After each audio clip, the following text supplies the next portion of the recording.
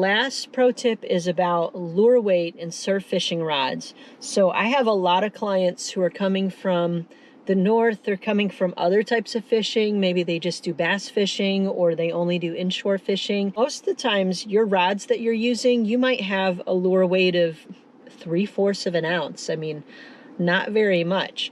And for surf fishing, especially here in Northeast Florida, you've got to be able to use 3 to 6 ounces of weight. You can't just bring your normal rods that you would use unless you're casting lures. If you're going to cast lures in the surf, then that should be fine.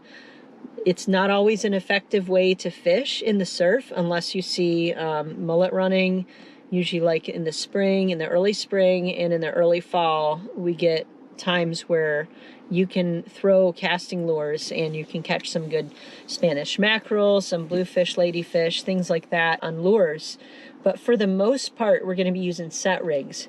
So for the set rigs, you need to be able to throw 3 to 6 ounces of weight. Not all of your rods are made to handle that much weight. So what you want to do is look on the rod. If you turn it around, there should be a line of information, and you'll usually see lure or something. It should tell you how much weight you should be using for lure weight. My Akuma Rockaway is only meant to handle up to 4 ounces of weight, whereas the Ninja tackle rods that I have can handle up to 7 ounces.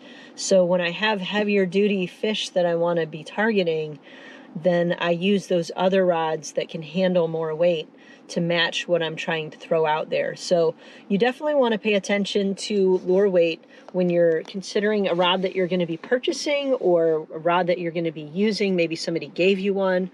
Be aware of what that lure weight is, so you're not going to, like, you could snap your tip off your rod if you have too much weight and you have a lot of force as you're casting out. And you definitely don't want to be breaking the tip off your rods.